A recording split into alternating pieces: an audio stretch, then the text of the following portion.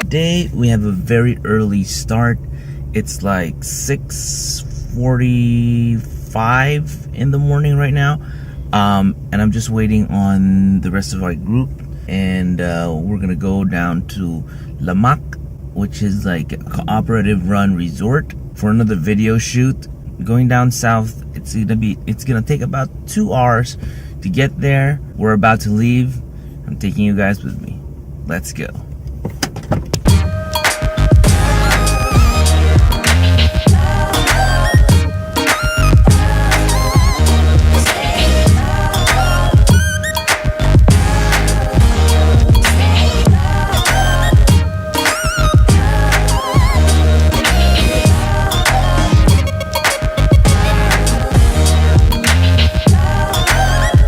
Okay, hi guys. There's not gonna be much of a vlog today. I did capture a bunch of nice time lapses, but time lapses don't make for much of a story. And basically what happened was that I was shooting today, like the intro said. I didn't actually bring my vlogging camera because it would have been way too much of a hassle. I thought I'd be able to use the footage I got from the camera, the camera I was shooting with earlier today. Unfortunately, because of how much stuff we had to go through, how much data we went through today, the person who was in charge of the camera basically just dumped all the SD cards onto a single hard drive, and the person still has the hard drive with her. Yeah, I'm not going to be able to show you anything from today's shoot, and that's a real bummer because today's shoot was a real beaut. We went to Hidden Valley Mountain Resort in Barangay Lamak, Pinamungahan. And it's mind-blowingly beautiful there, man. Getting there was a bit of a challenge, but once you get there, it becomes so worth it. They are working on the roads though on our way to and from the resort. There was a lot of road work going on, so that's a good thing to see. I did manage to snag a couple of shots from my cell phone.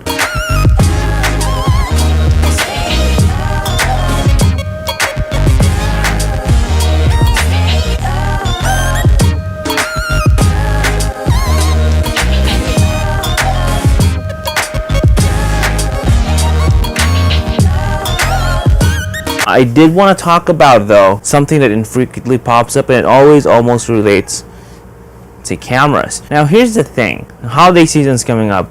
People are lining up their cash. One of the things people almost always get are either cell phones for Christmas, for themselves, or cameras. And people always ask me, you know, is this camera good, or what camera can you recommend, or is there any particular brand I should watch out for? And my answer to that is basically, at this point in time, there's really no clear winner. I mean, you could pick anyone out from the field of camera producers and you'd be set. Two things, though, you should be asking yourself. One, because you're buying into a system and not just a single camera, is everything else super crazy expensive? Prime example would be Sony. Their cameras are priced reasonably in comparison to all the competitors, right? But when you factor in their lenses and flashes and all these other things, they end up being expensive. And you also need to look at third-party support for all the stuff that you buy. If your budget is limited, for the camera that you're gonna buy, is there gonna be third-party hardware that you could get as an intermediary, like lenses or flashes? Because I'm not certain, but I don't think anyone makes third-party flashes for Sony. So that's something you have to consider. And the number two thing you have to ask yourself is there anybody I know I could borrow equipment from? Because look, this equipment might be rugged, might last a long time, might be designed to last a long time, but if it fails, and if you use it often enough, it's bound to fail once or twice while you're using it. Is there anybody you can borrow from? Now, I know these days most people just got rid of their DSLRs and either stuck with a point and shoot or smartphone cameras, and those are pretty good options too. But nothing still beats the quality that you get from an SLR. The the one thing I believe really affects how often you use your camera is how it feels in your hand. There's an old adage that goes, the best camera is the one that you have with you all the time. And if you like carrying your camera, you're going to carry it with you all the time, regardless if it's going to be this huge hulking beast. If you love carrying it around, then you're going to carry it around. However, even if it's this small, tiny, little matchbox looking thing, and it still feels awkward in the hand, you don't like the way it operates, you might as well not be carrying it because you're not gonna feel comfortable using it. Make sure you're able to go into a store, like go into an actual physical store, like a Macy's camera shop or Peter's PRG photo shop or Henry's Camera Professional or Henry's Professional or whatever, or just go out to the malls, grab it in your hands, your actual hands, so you know how it feels. The better it feels in your hand, the more you're gonna want to use it. And I think image quality wise, right, so the actual output of the cameras themselves are at this point pretty much identical. No one is beating anyone else in resolution or effective resolution, as in how much detail can actually be seen on the shots or in the shots. Color reproduction is almost, I mean, everyone's got the same. Maybe Canon's is a little bit more natural, Nikon's is a bit warmer, Sony's a bit better for skin.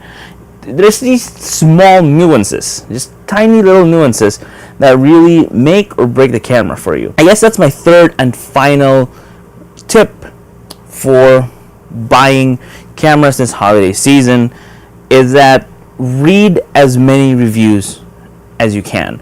And don't just read about the reviews for the cameras that you like. Read about the cameras you think you don't like.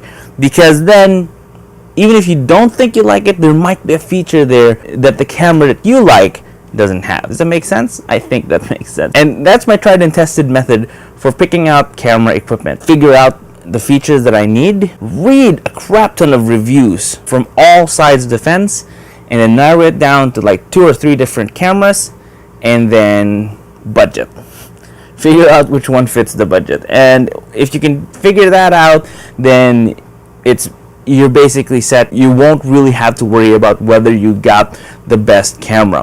What you will be getting is the best camera for you. And I think that's more important. So, I mean, I just wanted to wrap this up by kind of delving into that concept that there's really no perfect camera. Sometimes the camera's a bit too expensive, or the camera is too heavy, or it's too light, or it takes crappy photos in the nighttime, or it's too slow in focus. There's all these problems that could arise. It just keeps the cameras from being the perfect cameras that they should be. But I think with how easy it is to access people's opinions of cameras now, I think it's easier now more than ever to be able to find the perfect camera that fits your needs almost exactly. So yeah, I think we'll end the discussion there. So I was thinking about actually delving more into these versus type videos, like what's the difference between a point and shoot and an SLR, or like iPhone versus Android, or the iPhone 7 versus the S7 or the Note 7, you know. And if you like that concept, let me know in the comment section down below, and also let me know what versus videos you'd like to see. Real sorry about not having any content up today. It's just, you know, circumstances as they are, it can't be helped. So I guess that's where I'll leave you off for today. Thank you very much for tuning in. Again, let me know in the comment section down below what you think our first versus video should be.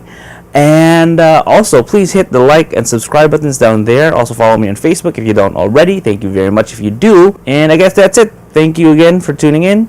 You guys stay awesome. I'll see you in the next video.